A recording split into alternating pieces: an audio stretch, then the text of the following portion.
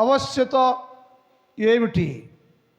ఎందుకు యేసుక్రీస్తు ప్రభుల వారు రక్షకుడిగా ఉదయిస్తారు అన్న విషయాలు ఆలోచన చేయాలి మనం. ఎందుకంటే లోకం, మనుషులు, సమస్తాన్ని ఏలువాడు, పాలించువాడు, పరిపాలించే దేవుడు యేసుక్రీస్తు ప్రభుల వారు. ఆయనే మరి శరీరాన్ని ధరించుకొని శరీర సంబంధిగా భూలోకంలోకి దిగి రావటానికి కలిసిన కారణాలేంటో తెలుసుకుంటున్నాం. ఆయన చెప్పాడు, దావీదు పట్టణమందు నేడు మీకు రక్షకుడు ఉదయించాడు, పుట్టాడు అని చెప్పబడింది. ఈ రక్షకుడు పుట్టారు ఎవరి కోసం అనేది మనం ధ్యానం చేస్తున్నాం. ఎవరి కోసం ఈ రక్షకుడు పుట్టారు, రక్షకుడు వచ్చారు అని ఆలోచన చేస్తే ఈయన ఒకటి మనుషులందరూ రక్షించబడాలి అనేది దేవుని ఉద్దేశం అని నేర్చుకున్నాం. రెండోది లోకమంతా రక్షించబడాలి. లోకము నాది, నా లోకాన్ని సాతానుడు పరిపాలన చేస్తూ ఉన్నాడు. ఈ లోకంలోనూ ఉన్న ప్రతి మనిషి నా మనుషులు కనుక ప్రతి ఒక్కరూ లోకాన్ని నేను రక్షించుకోవటానికే రక్షకుడిగా వచ్చాను. ఇలా ఎందుకంటే లోకం అంటే అంత ప్రేమని నిన్న దినములో మనం వాక్యాన్ని అక్కడ ముగించాం. దేవుడు అన్నాడు, నేను లోకాన్ని ఎంతో ప్రేమించాను. ఎంతంటే నా సొంత కుమారుణ్ణి శరీరాకారంలోకి మార్చి భూలోకములో ఉన్న ప్రతి మనిషి రక్షించబడాలి, రక్షించుకోవాలి. పాపమనే ప్రవాహంలో మానవుడు కొట్టుకొని పోతున్నప్పుడు ఆ కొట్టుపోతున్న ప్రవాహంలో నుంచి లోకమంతటిని నేను కాపాడుకోవాలి అని యేసుక్రీస్తు ప్రభుల వారు భూలోకంలోకి పంపబడ్డారు. ఆయన వచ్చి తీర్పు చెయ్యను నేను లోకాన్ని రక్షించడానికి వచ్చాను. నేను తీర్పు చేసే సమయం ఒకటి ఉంది. ఆ తీర్పుకి ముందుగా నేను లోకానికి వచ్చాను. నేను లోకానికి వస్తే మనుషులందరూ ఏమంటారంటే యేసు ప్రభుల వారు తీర్పు తీర్చడానికి వచ్చాడు అంటున్నారు. నేను తీర్పు తీర్చడానికి రాలేదు, పంపబడలేదు. ఎందుకు వచ్చావయ్య అంటే లోకాన్ని రక్షించుకోవాలి. నేను లోకం నాది, నా ప్రజలు, నా జనులు గనుక లోకమంతా నేను రక్షించుకొని నా రాజ్యంలో ఉంచుకోవాలని వచ్చాను అని యేసు ప్రభుల వారు మాట్లాడారు. ఈరోజు మరొక భాగంలో రక్షకుడు ఎవరికై అంటే 4వ విషయం చూస్తే మనం ఆయన పాపులకు రక్షకుడట. ఒకటేమో మనుషులకు, 2 లోకానికి, 3వది పాపులు అన్నారు. పాపులు అంటే లోకంలో పాపులు ఉన్నారు, మనుషుల్లో పాపులు ఉన్నారు. పాపులు అనే పదం ఎందుకు వాడబడింది లేఖనాల్లో? స్పష్టంగా యేసయ్య అన్నాడు, నేను పాపులను రక్షించటానికే పంపబడ్డాను నేను. ఆ మాట చూద్దాం. 1 తిమోతి పత్రిక 1వ అధ్యాయం 15వ వచనం. 1 తిమోతి పత్రిక 1వ అధ్యాయం, పాపులను రక్షించుటకు క్రీస్తు యేసు లోకములకు పంపబడెను. ఎందుకయ్యా ఈ పండుగలు? ఎందుకయ్యో ఈ పండుగ? దేనికయ్యో? 30 రోజులు లోకమంతా సంబరాలు చేస్తున్నారు, ఆరాధనలు చేస్తున్నారు, పాటలు పాడుతున్నారు. ఏకుజాను 3 గంటలకు లేచి స్నానం చేసి శుద్ధీకరణగా దేవుని సన్నిధికి వస్తున్నారు. అయ్యో ఎందుకయ్యా అంటే అన్నాడు ఆయన, లోకములో పాపులు ఉన్నారయ్యో, పాపులందరూ మార్చాలి. నేను పాపులను నేను రక్షించాలి. ఎందుకంటే పాపికి పరలోక రాజ్యం లేదు. పాపికి నేనుండే స్థలములో ఉండే అవకాశం లేదు. పాపి దేవుని చూడలేడు, పాపి దేవుని ఎదురు రాలేడు. బైబిల్ అంటుంది, పాపం చేయువారు తెగించి దేవుని ముందుకు వచ్చి నిలిచి ఉండలేరు అని రాయబడింది. అయ్యా వచ్చేవాళ్ళందరూ ఎవరయ్యా? పాపేమో తెగించి దేవునికి ముందుకి రాలేరు రాయబడింది. వచ్చేవాళ్ళందరూ ఎవరయ్యా అంటే వాళ్ళు పాపులే. కానీ పాపి అంటే పరిపూర్ణంగా పాపంలో జీవిస్తున్నవాడు. అందుకనే అన్నాడు, నేను పాపులు పిలవాలయ్యో, పాపులు కనుగొరాలి. నేను లోకమంతా పాపులే ఉన్నారు, ఎక్కడెక్కడ పాపులు ఉన్నారు,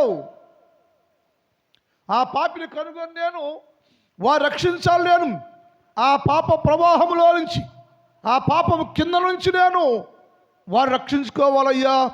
అందుకే నేను వచ్చాను, పాపులను రక్షకుడుగా నేను వచ్చా. ఎవరికయ్యా అంటే పాపుల రక్షకుడు, పాపులను రక్షించే దేవుడు. అందుకని యేసు వాక్యములో ఒక మాట చూద్దాం. మనం రోమపత్రిక 3:9 చదువుదాం. రోమ 3:9. అలాగైతే ఏముందము మేము కాదు, యూదులేమి గ్రీసు దేశస్థులేమి అందరూ పాపమునకు లోబడి, ఇక్కడ గమనించాలి, యూదులేమి గ్రీసు దేశస్థులేమి లోకములో ఉన్న ప్రతి మనిషి అందరూ, వాళ్ళు వీళ్ళు అనే భేదం లేదు. గ్రీసులేమి యూదులేమి లోకముల మనుషులందరూ పాపమునకు లోబడిపోయారయ్యో. పాపమును ఎందుకు లోబడ్డావయ్యా? నేను కదా దేవుణ్ణి, నేను కదా నిన్ను పోషిస్తుంది, నేను కదా విమోచకుణ్ణి, నా సర్వసంపదకి ఇస్తున్నా కదా. మరి నువ్వు నాకు లోబడకుండా పాపానికి ఎందుకు లోబడుతున్నావు అంటే, మనుషులందరూ ఎలా ఉన్నారంటే మనుషులందరూ పాపులుగా మారిపోయారు. పాపిగా మారిపోయి పాపానికి లోబడిపోయి జీవిస్తున్నారు. ఎందుకు అలా జరిగింది? పాపులకు ఎందుకు మారిపోయారు? పాపంలో ఎందుకు మారిపోయారు మనుషులందరూ? పాపానికి లోబడి జీవిస్తున్న కారణం ఏంటంటే 4 విషయాలు లేఖనాల్లో రాయబడ్డాయి. మనుషులందరూ, దేవుడు చెప్పాడు, నేను మనుషులను యథార్థవంతులుగా సృష్టించాను అన్నాడు. లోకంలో ఉన్న ప్రతి మనిషిని నేను యథార్థవంతులుగా పుట్టించాను. పుట్టుక దగ్గర నుంచి నేను ప్రతి మనిషిని యథార్థవంతులుగా పుట్టించాను. కానీ మనుషులందరూ వివిధ తంత్రములు కల్పించుకొని సాతాను మాటకు లోబడి మనుషులందరూ పాపులుగా మారిపోయారయ్యా. అంటే నువ్వు చేసుకునే తంత్రం ఉందే, ఆచారం ఉందే, లోక సంబంధం ఉందే, అది నిన్ను పాపిగా మార్చేసింది. నేను ప్రతి మనిషి యథార్థం పుట్టించాను, నేను యథార్థవంతుకు చేశాను నేను. కానీ మనుషులు తంత్రము మంత్రము వివిధమైన తంత్రాలు కల్పించుకొని దేవుని ఎదుట పాపిగా దోషము కలిగిన వారుగా నిలిచి ఉన్నారు. అలాంటి పాపిని నేను దర్శించాలి. నువ్వు స్వయంకృత అపరాధం చేత నీవు పాపిగా మార్చేసుకున్నావు. నేను మార్చలా. నీకు నీవే పాపి అనే పదాన్ని, పాపి అనే పేరుని నువ్వే తెచ్చుకున్నావు. ఆ పేరుని పెట్టుకున్నావు నువ్వు. దేవునికి వేరొక జీవిస్తే వాడు పాపి. ఎందుకయ్యా అంటే, ఎందుకు పాపుగా మారాలంటే, ఒకటి ఆజ్ఞ అతిక్రమించి నందువలన మనుషులు పాపిగా మార్చబడ్డారు అన్నాడు. ఇక్కడే ఉండయ్యా, నాతో ఉండయ్యా, నా ప్రక్కనే ఉండయ్యా, నీవునే కలిసి ఉందామయ్యా, కలిసి ఒకే చోట ఉందామయ్యా అని చెప్తే, ఎవడో వచ్చి ఏదో చెప్తే వాడి మాటకు లోబడి, దేవుని ఆజ్ఞకు లోబడకుండా వాడి మాటకే లోబడ్డ కారణం చేత నీవు పాపిగా మార్చబడ్డావు, పాపి అయిపోయావు. నీవు అంటే నీలో ఉన్న పరిశుద్ధతను కోల్పోయావు నీవు. అందుకని యేసు అన్నాడు, ఎందుకయ్యా పాపులకు కారణం ఏంటంటే, ఒకటి ఆజ్ఞ అతిక్రమము. నా ఆజ్ఞ లోబడలేదు. బిగిన నుంచి ఆదాము చెప్పాడు, ఇక్కడే ఉండయ్యా అని చెప్పాడు. ఇక్కడే ఉండయ్యా, పరిశుద్ధంగా ఉండయ్యా, నీవు నేను రోజు మాట్లాడుకుందామయ్యా, ప్రతిరోజు వస్తాను, నేను నీతోనే ఉంటాను, నీతో కలిసి ఉంటాను నేను కలిసి ఉందామయ్యా అని ఆదాముతో దేవుడు చెప్పాడు, అవ్వమ్మతో దేవుడు చెప్పాడు. కానీ దేవుని మాట, దేవుడి ఆజ్ఞకు లోబడడం లేదు. ఏమైందంటే అపవాది సాతాను చెప్పే మాటకు లోబడెను, పాపానికి లోబడెను, పాపంలో భ్రష్టు అయిపోయాను. అప్పటి నుంచి పాపి అయిపోయావయ్యా. ఏంటయ్యా నువ్వు పాపి అయిపోయావు కాబట్టి నా స్థలములో నా ఇంటిలో ఉండే హక్కు నీకు లేదయ్యా. పరిశుద్ధ స్థలంలో నిలిచి ఉండలేవయ్యా, నువ్వు ఉండకూడదయ్యో అని ఆదాముని అవ్వమ్మను ఏదేను వనములో నుంచి బయటికి త్రోసివేశాను. ఎందుకయ్యా జరిగింది? నీ పిల్లలే కదా. నా పిల్లలు నా మాట వినాలి, నా పిల్లలైతే నా ఆజ్ఞ లోబడాలి. నాకు ఆజ్ఞ ఇచ్చి ఏంటి ఆజ్ఞ? ఇది తిను దినమున నీవు నిశ్చయముగా చచ్చదవని చెప్పాను నేను, నీ మహిమను కోల్పోతావని చెప్పాను నేను. చెప్పినా సరే నా మాట వినకుండా తింటే ఏమవుద్ది అనుకున్నాడు. తింటే ఏమవుద్ది, చేస్తే ఏమవుద్ది? చిన్న పాపమే కదా, చిన్నగా పరుషు అందరూ తెగించి పాపం చేస్తున్నారట.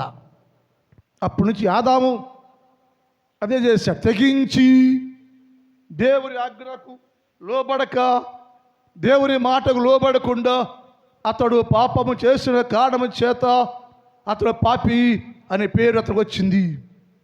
మరి మనలో కూడా అదే, మనం చేసుకోదు ఏంటి? ఆజ్ఞ లోబట్టలేదు. ఇప్పుడు కూడా ఆజ్ఞ లోబడకుండా ప్రపంచమంతా దేవుని ఆరాధన చేస్తున్నాం. మనం నాకు ఆ పాట రోజు గుర్తొచ్చిన, బండ్లు వెళ్తున్నా, కార్లు వెళ్తున్నా, మీరు పాడతారు ఏంటిది? కాదు, బెత్లెహేములో సందడి, పశుల పాకలో సందడి. ఎక్కడ సందడి? కన్యమరియమ్మ గర్భవతిగా ఉంటే, నొప్పులు పడుతుంటే, లోకమంతా ఎవరు పట్టించుకోకపోతే దిక్కులేనిదిగా ఉంది. అక్కడ మార్గ మధ్యలో నిర్మానుష్యంగా ఉండిపోయింది. ఆకాశంలో కానీ, భూమి మీద కానీ, బెత్లెహేములో కానీ నిర్మానుష్యం. 144 సెక్షన్. ఒక్క పిల్లడు బయట రాటల్లా. మరి ఎవడు పాటలు పాడాడు? సందడి ఎక్కడ సందడి? నువ్వెవడు పాట రాస్తానికి సందడిని నువ్వు చుట్టించావు సందడిని అంటే మనుషులు. ఇది పాపం. బెత్లెహేము సందడి అంట. తర్వాత పశువుల సందడి ఉందా? ఆ పశువుల పాక యేసు ప్రభు రాకముందు పశువుల పాక మూత వేయబడింది, చుట్టూ డేరా కట్టబడింది. అక్కడ ఎవరు లేరే. పశువులు దానిలో పశువుల పాకల్లో పశువులు కూడా లేవు, కాపరు లేడు. పశువులు తొట్లు కాపర కూడా లేడు. అక్కడ నిర్మానుష్యముగా ఉండను. అలా చోటుకెళ్ళి ఊడ్చుకుని తుడుచుకుని ఏసేపు అక్కడ ఆ బాలుని పండుగ పెడితే ఆ దానికి వెలుగు వచ్చింది. ఇలా మనం స్వయంకృత అపరాధం, పాపిగా మారడ మనిషి. ఎందుకంటే ఆజ్ఞ అతిక్రమము. యేసు ప్రభు పుట్టిన దినాలు చేస్తున్నాం మనం. 4 రోజుల నుంచి, సంవత్సరాల నుంచి, ప్రతి సంవత్సరం 1 మంత్. ఎప్పుడైనా నువ్వు యేసు ప్రభు వాక్యం లోబడ్డావా? ఆజ్ఞ లోబడ్డావా? ఆజ్ఞ ఏంటి? నేను మీకోసం వచ్చానయ్యా, మీకోసం పుట్టాను నేను. పాపిగా ఉండవు నీవు, ఇక పాపం చేయొద్దు, పాపం మార్చుకో, నువ్వు నా మాట విను, నాతో ఉంటావని ఎన్నో సందర్భాలు యేసయ్య మాట్లాడితే ఒక్క పాపి మారారా? ఆజ్ఞ లోబడ్డామని ప్రపంచ క్రైస్తవ్యానికి చెప్తున్నాను నేను. ప్రపంచ క్రైస్తవ్యానికి ఏది ఎక్కడ లేని. అందుకని పాపిగా ఎవరయ్యి పాపులు ఎవరంటే ఆజ్ఞ అతిక్రమించిన వారు పాపులు. రెండోది, ఎందుకయ్యా పాపులు? ఎవరయ్యి పాపులు అంటే అమ్మబడిన వారు. ఒకటేమో ఆజ్ఞను అతిక్రమించి ధిక్కరించారు, వాడు పాపి అయిపోయాడు. రెండోది అమ్మబడను. దేనికి అమ్ముకున్నావు నీవు? నిన్ను నీవు ఇష్టపూర్వకంగా ఎవడైతే నా దేవునికి వ్యతిరేకంగా పరలోకంలోంచి దిగువచ్చి లోకాన్ని పాడు చేస్తున్నాడో వాడికి అమ్ముడిపోయావు నువ్వు. ఏంటండి మీ అందరూ భక్తులం కదా, పాటలు పాడుతున్నాం కదా. పాటలు దయ్యాలు కూడా పాడతాయి, ప్రార్థన దయ్యాలు కూడా చేస్తాయి. అంత మాత్రం భక్తులు కాదు నువ్వు, పరిశుద్ధులు కాదు మనం. ఏంటి ఆత్మశుద్ధి కలిగి ఉండాలి. ఆత్మశుద్ధిని ఆచారం ఎలా అని బైబిల్లో వేదాలు రాయబడింది. అంటే మనం ఏం చేయాలంటే శుద్ధి కలిగి ఉండాలి, ఆజ్ఞలు లోబడాలి. కానీ మనుషుడు పాపానికి అమ్ముకుపోయాడు, పాపానికి అమ్ముకున్నాడు. ఈ మాట పౌలు అంటాడు, అయ్యా నేను పాపమునికి అమ్మబడ్డాను, అయ్యా నా శరీరాన్ని అమ్ముకున్నాను, అందుకే నేను పాపిని అయిపోయాను, నేను పాపిగా మార్చబడ్డాను. నువ్వు పాపానికి అమ్ముకుంటున్నావు నీ జీవితాన్ని. నువ్వు అమ్ముకుని వచ్చి నేను భక్తుడు అంటాడు సరిపోతుంది, నీ బతికే పాపం. అందుకే వేసాడు పౌలు అంటాడు, చూద్దాం రోమపత్రిక 7:14. రోమ 7:14. ధర్మశాస్త్రం ఆత్మ సంబంధమైన ఎరుగుదుము, అయితే నేను పాపానికి అమ్మబడ్డానయ్యా. నేను పాప అమ్ముడిపోయాను. నేను ఎప్పుడైతే పాపానికి అమ్ముడిపోయానో నా పేరేమైంది? పాపి అయింది. అంతకుముందేమో సౌలుగా ఉన్నాను నేను.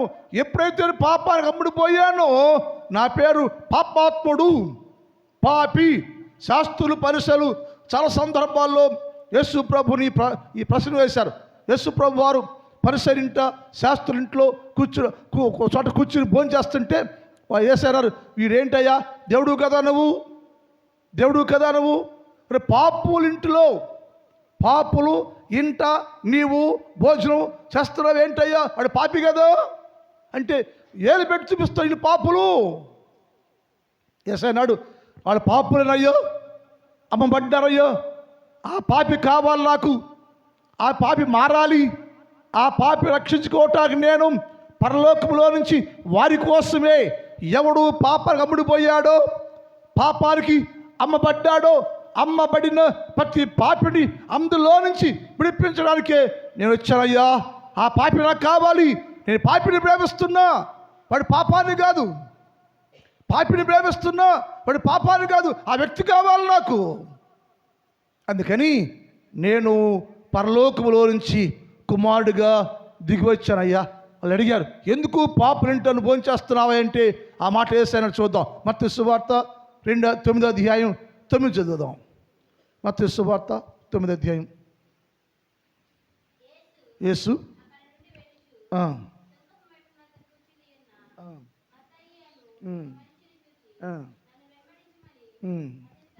2:9 చదువు. ఇదిగో జనులు పక్షవాయుతో మంచం బట్టి ఉన్న ఒకరిని తీసుకొని రాగా యేసు వారి విశ్వాసాన్ని చూసి, కుమారుడా ధైర్యముగా ఉండుము, నీ పాపములు క్షమించబడి ఉన్నవి. ఏముందంట ఆయనలో? వారి పాపము వారిని రోగిగా మార్చింది, వారి పాపము వారిని బలహీనపరిచింది.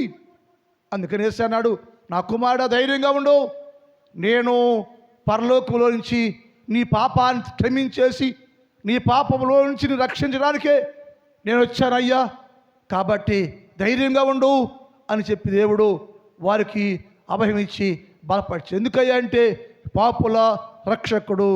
ఎవరయ్యా పాపులంటే మనుషులందరూ పాపులైపోయారు. పాపులు ఒకటి కారణం ఏంటంటే, ఒకటేమో ఆజ్ఞ అతిక్రమించారు, రెండేమో పాపానికి అమ్ముపోయారు.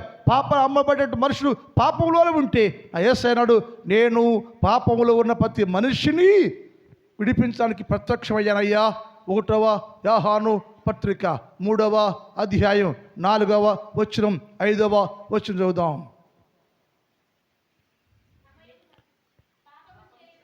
పాపము చేయి ప్రతివాడు ఆజ్ఞాతిక్రమించాడు. ఆజ్ఞాతిక్రమమే పాపం. ఎందుకు పాపం అయ్యావా అంటే, ఒక మాట చెప్పాను నేను, నా ఆజ్ఞకు లోపడకుండా జీవించావు. ఎవడు దేవుని ఆజ్ఞకు లోబడలేదు, అమ్మబడ్డావో, పాపాన్ని అమ్ముడిపోయావో, వాళ్ళందరూ పాపులే. పాపాలను తీసివేయటానికై ఆయన ప్రత్యక్షమాయను. ఏ పాపము నీ మీద ప్రభుత్వం చేస్తుందో, ఏ పాపానికి లోబడి జీవిస్తూ ఉన్నావో, ఆ పాపమును నుంచి తప్పించి రక్షించడానికే రక్షకుడుగా నేను భూలోకానికి పంపబడెను. ఎలయనగా మనకు శిశువు పుట్టెను, కుమారుడు అనుగ్రహించబడెను, ఆయన పేరు రక్షకుడు. రక్షకుడు ఏంటంటే లోకాన్ని రక్షించుకుంటాను నేను, మనుషులను రక్షిస్తాను నేను. ప్రతి పాపిని రక్షించుకోవడానికే పరలోకంలో నుంచి భూలోకానికి నేను దిగి వచ్చా. ఎవరంటే పాపాన్ని తీసివేసి పాపం లేకుండా చేసి ఆ పాపానికి అమ్మబడ్డ నిన్ను అక్కడి నుంచి విడిపించి రక్షించుకోవటానికి రక్షకుడుగా దిగి వచ్చాను నేను. నా పేరు యేసు, నా పేరు రక్షకుడు. ఎవరి కోసం అంటే నేను ప్రేమిస్తున్న మనిషి, నా మానవుడు, నా పోలిక చేయబడ్డ మనుషుడు పశువులు నశించిపోయాడు, పాపం అమ్మబడ్డాడు, పాపిగా మారిపోయాడు.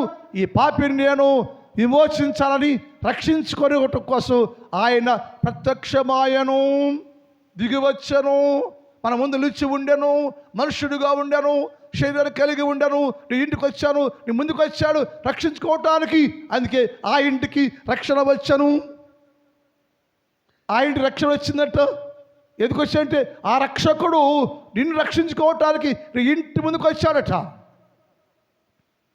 నీ ఇంటి ముందుకు వచ్చి నిలబడి నేను రక్షించుకోవాలనుకుంటానయ్యా, నీకోసం వచ్చాను నేను, డోర్ తీ అంటే మనుషుడు యేసు ప్రభుల వారిని బయటే ఉంచారు. అందుకని యేసు అన్నాడు, పాపము తీసివేసి పాపి రక్షించుకోవటానికే నేను దిగి వచ్చాను. నేను తప్ప వేరొక రక్షకుడు లేడు నీకు. నేనే నీ రక్షకుడను, నేనే నీ దేవుడను, నేను నీ క్షమించువాడను, నీకోసం వచ్చాను నేను, నా పేరు రక్షకుడు, నన్ను స్వీకరించండి అని అనేక సందర్భాల్లో యేసు ప్రభుల వారు మాట్లాడాడు. ఎందుకంటే ఉదయకాల పాట ఏంటంటే ఆయన పాపులను రక్షించడానికి వచ్చాడు. అది గ్రహించాలి మనం. నువ్వు పాపివైతే నిజంగా పాప నీలో ఉంటే నువ్వే రక్షించంటే యేసు ప్రభుల వారు నా పాపాల నుంచి నన్ను రక్షించడం కొరకే ఆయన పరలోక మహిమలో నుంచి భూలోకానికి మార్చబడ్డాడు, దిగి వచ్చాడు అని గ్రహించి ఆయనను నీలోనికి, నీ ఇంటిలోనికి ఆహ్వానించాలి. ఆయనను నీలోనికి, నీ ఇంట్లోనికి ఆహ్వానిస్తేనే పండగ. ఇది గమనించాలి మీరు. యేసు ప్రభు నీలో ఈ నెల రోజులు ప్రార్థన చేసి మనం నెల రోజులు దేవుని కొనియాడి గణపరిచి పాడి ప్రార్థించి ఇంత చేసినాక యేసు ప్రభు నీలో రాలేకపోతే అక్కడే ఉంటే, బయటే ఉంటే, 100 ఏళ్ళ బయటే పెట్టే మనం తడిసిపోతున్నా. ఆయన అన్నాడు, అమ్మా నా ప్రియురాలా, నా సహోదరి, నా ప్రాణేశ్వరి, తలుపు తీయమ్మా, నేను బయటే ఉన్నాను. నేను మంచు పడుతుంది, బయటపడే మంచుకేమో నా జుట్టు కొంగరెక్కలా మారిపోయి ఎంతకాలం బయట పెడతావు నీవు?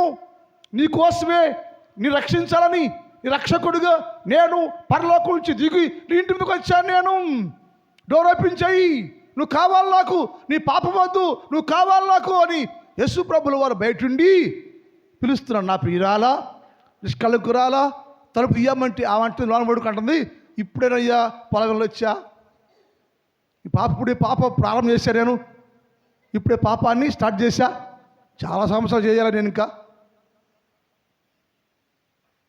నీ ఇష్టం ఏంటి? ఆ మాట బైబిలే ఉంది.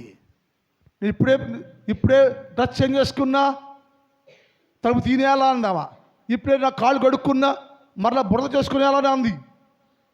అంటే ఆయన బయట అంటే అమ్మా తలుపు తీయమ్మా, బయట నుంచి పడే మంచుకి నా తల మంచుకి కొంగరెక్కలా మారిపోతుంది, డోర్ ఓపెన్ చేయమ్మా, నీలోకి వస్తాను నేను నీలోకి వస్తే, నీ ఇంట్లోకి వస్తే నీ కుటుంబం రక్షించబడుద్ది, నీ రక్షకుడు నేను అని చెప్తే ఆ తలుపు తీల. ఆయన అరిసి పిలిచి వెళ్ళిపోయినాక చాలాసేపు లేచింది, గుమ్మం కాడికి వచ్చింది, డోరు కాడ రాగానే ఆ డోర్లో చేయి పెట్టింది. ఆ చెయ్యి పెట్టిన స్థలం అంట సువాసనగా ఉందట, పరిమళ వాసనగా ఉందట. అవంటది డోర్ ఓపెన్ చేసి రోడ్లకు బయటకు వచ్చింది. బయటకు వచ్చి అంత ఎవరు లేరు, రోడ్డు కొంతమంది మనుషులు ఉన్నారు. అయ్యా ఇప్పుడు దాకా నన్ను పిలిచాడు ఒక ఆయన, నా ప్రియుడు అయ్యా, నా ప్రియుడు కనపడ్డా, నా ప్రియుడు ఎదురయ్యాడయ్యా, ఎవరో అంటే ఇప్పుడు దాకా పిలిచాడయ్యా, ఇప్పుడు దాకా నా ఇంటి ముందుండి కేక వేశాడయ్యా, కానీ నేనైతే ఆయన లెక్క చేయలేను అని రోడ్డు పడిపోయింది. నా ప్రియుడు నా ప్రియుడు నా ప్రియుడు నా ప్రియుడు, నీ దొరికాడా, నీకు కనపడ్డా, చెప్పయ్యా చెప్పయ్యా రోడ్డు వెతుకుతూ ప్రారంభించింది. పిలిచినప్పుడేమో నిర్లక్ష్యంగా ఉండి, పిలిచినప్పుడేమో నిద్రపోతున్నా, ఇప్పుడే కాళ్ళు కడుక్కున్నా, గుడికి రాలేనయ్యాను, డ్రెస్ చేంజ్ చేసుకున్నా, మళ్ళీ బట్టలు మార్చుకోలేనని చెప్పి సాకులు చెబుతూ ఉంటే, నీకు అవసరమైనప్పుడు తిరిగి రోడ్లోకి వచ్చి వెతుకుతూ ఉంటే నా యేసుప్రభు కనుగొనలేవు నువ్వు. యేసుప్రభు అన్నాడు, నేనే నిన్ను రక్షించాలని పరలోకంలో నుంచి భూలోకానికి దిగి వచ్చాను నేను, ఎందుకంటే పాపి అనబడే నిన్ను రక్షించుకోవాలని. చివరిగా 1 యోహాను పత్రిక 4:10 టైం అయిపోయింది. 1 యోహాను పత్రిక మనం 4:10 మనము దేవుని ప్రేమించదు కాదు కానీ ఆయనే నిన్ను ప్రేమిస్తున్నాడమ్మా. గమనించి, ఎవరిని? పాపిని, పాపులను ప్రేమిస్తున్నాడు. ఆయనే నిన్ను ప్రేమిస్తున్నాడు. ఆయన నిన్ను ప్రేమిస్తా ఎందుకు? మన పాపములకు ప్రాయశ్చిత్తం చేయాలని, నీ పాపాన్ని తీసేయాలని ఆయన నీకోసం నిన్ను ప్రేమించి, నీ పాపాన్ని కాదు నిన్ను ప్రేమించి నిన్ను పరిశుద్ధుడిగా మార్చాలని ఆయన నీ కొరకు పరలోకం నుంచి భూలోకానికి దిగివచ్చను. ఆయన పేరే రక్షణ. ఎలయనగా మనకు శిశువు పుట్టెను, కుమారుడు అనుగ్రహించబడెను, ఆయన పేరు రక్షకుడు. ఎవరికయ్యా రక్షకుడు అంటే ప్రతి పాపిని మార్చి పరిశుద్ధుడిగా చేసే రక్షకుడు. ప్రార్థన. మిగిలిన భాగాన్ని రేపటి కాలం ధ్యానం చేద్దాం. మా గనుడైన తండ్రి, నీ పాదములకు స్తోత్రాలు. నేను పాపులను రక్షించాలని వచ్చాను అని చెప్పారు మీరు. ఎవరు పాపులయ్యో? ఎందుకు పాపులుగా మారయ్యా అంటే ఆజ్ఞ అతిక్రమించారు, పాపులైపోయారు. అమ్మబడ్డారు, పాపులైపోయారు. పాపం కింద పాప ప్రభుత్వం చేస్తూ ఉంది, పాపంతో సహవాసం చేస్తున్నారు, పాపులైపోయారు. అలాంటి పాపిని నేను ప్రేమిస్తున్నాను, ప్రేమించి రక్షించుకోవటానికి రక్షకుడుగా నేను పరలోకం నుంచి దిగివచ్చాను అని చెప్పావు తండ్రి. ఇంకా మేమయ్యా పాపంలోనే ఉంటే, పాపులుగా ఉంటే నువ్వు మా కొరకు దిగివచ్చావని గుర్తించి ఇప్పుడైనా ప్రభువా నిన్ను మా ఇంటిలోకి, హృదయాల్లోకి చేర్చుకొని నిన్ను ప్రేమిస్తూ నిజమైన విశ్వాసులుగా జీవించే భాగ్యము దయచేయమని ప్రార్థన చేస్తున్నానయ్యా. ఉదయకాలంలో ఈ స్థలంలో మోకరించిన ప్రతి బిడ్డ ప్రభువా, నా దేవుడు నన్ను ప్రేమించి నా కొరకు వచ్చాడని గ్రహించి నేను సేవించేవారిగా సహాయం చేయి. చిన్నవారిని, పెద్దవారిని, స్త్రీలు, పురుషులు, యవనస్తులు, వృద్ధులు అందరిని మీరు దీవించండి, ఆశీర్వదించండి, ఆరోగ్యాలు ఇవ్వండి, బలాన్నివ్వండి. మీ నామంలో దీవించు. మునుపటి కంటే శ్రేష్టమైన ప్రతి దీవెన వీళ్ళందరికీ అనుగ్రహించండి. అలాగే ప్రభువా నా సంఘాన్ని దీవించండి, నా సంఘంలో ప్రతి కుటుంబాన్ని మీరు దీవించండి. ఏ కుటుంబానికి ఏది కావాలో, ఏ మేలు కావాలో సహాయం చేయండి.